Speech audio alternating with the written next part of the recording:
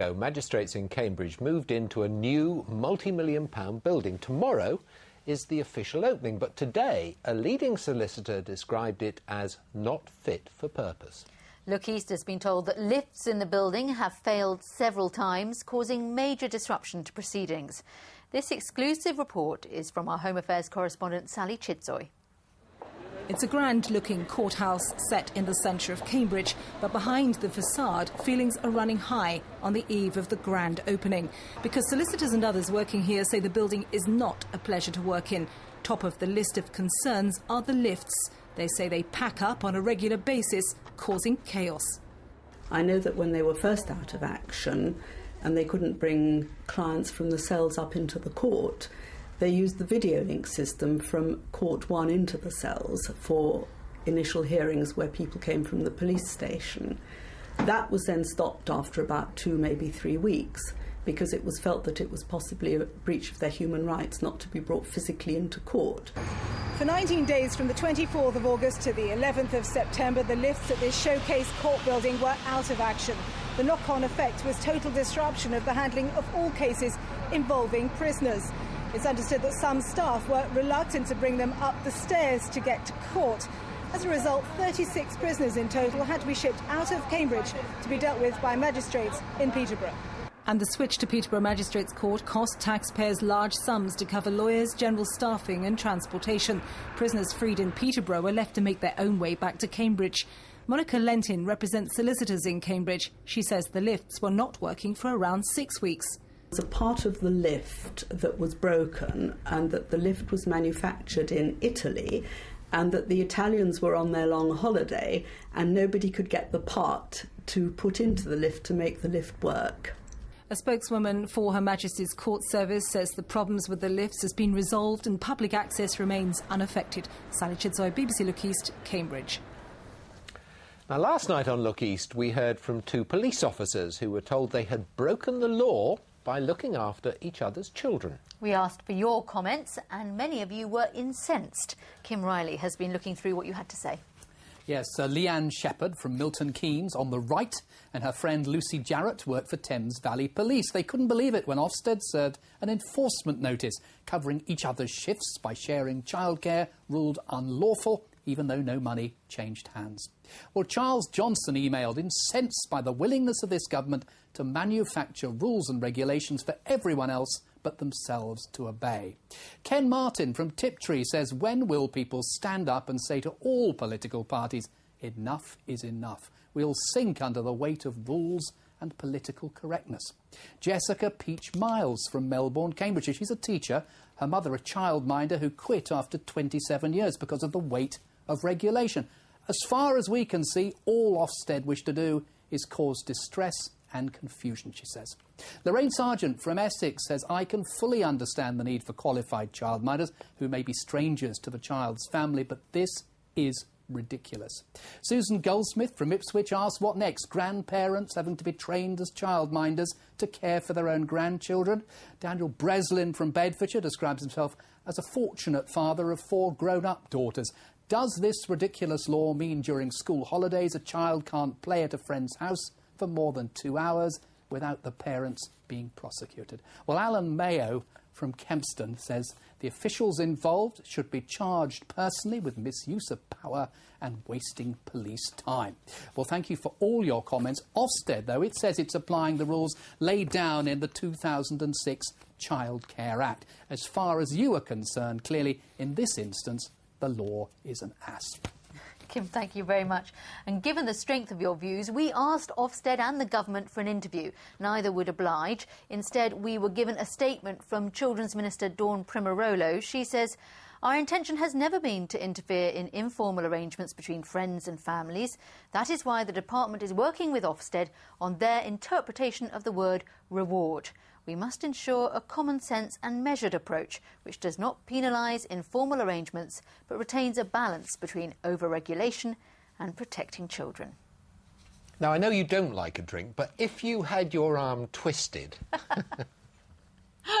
Honestly, I didn't knew. pull a face. There was a piece about wine on the programme. I said, no, you're going to try and make out that I'm an alcoholic. No, I do like a glass of wine. I love a Shiraz, glass of Shiraz, yes. I had a very nice glass of white wine at Wicken the other day. They make a very nice wine. English wine. I like some English wines. And East Anglia's wine growers say the 2009 vintage could be one of the best ever. It's all down to plenty of autumn sunshine and very little rain. At Carter's Vineyards at Boxted in Essex, Bruce, the Suffolk Punch, brings in the precious harvest. No hurry here. It is, after all, the culmination of 12 months' hard work. Ooh. These Orion grapes are destined to become a sparkling wine, a wine which this year could knock spots off the French and Spanish competition.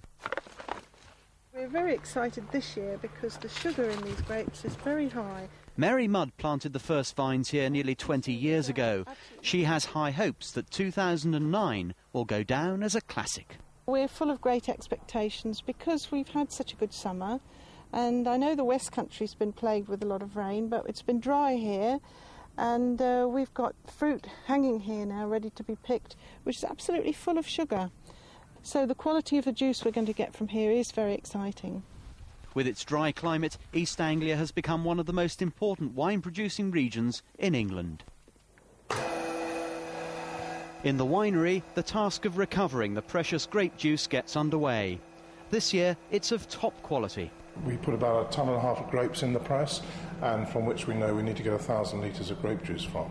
We've been working really hard on that crops, out in the cold weather in January and February, and worked on them all through the summer, and it's come to its final creation, and to have a wonderful wine possibly we're going to make, that's the excitement. Excitement indeed, and now a long wait lies ahead before they find out whether that excitement was justified. Richard Daniel, BBC Look East, Boxted. It must be lovely to make a decent wine, I mustn't it? know, very nice. Very tempting, though, that's the trouble. We heard how dry it's been. It's incredibly dry, isn't it? Incredibly. I'm glad I'm in the good books of all the wine growers in this region. Excellent. Yes, I have to say thank you to James, who actually farms on the Norfolk-Suffolk border. He emailed in to say so far this month they've only had 8.4 millimetres. That's not even half an inch of rain. And this is the picture really across much of the region. Hopefully I'll have a full monthly summary on Thursday. But of course another dry day today. This picture taken by John this morning, the sun coming up over his house at about 7:02. Although many of us saw a lovely sunrise, there was actually quite a lot of cloud around today over much of the region. Having said that, Cambridge was the warmest spot in the country with highs of 21.9 Celsius, so that's nearly 72 degrees Fahrenheit.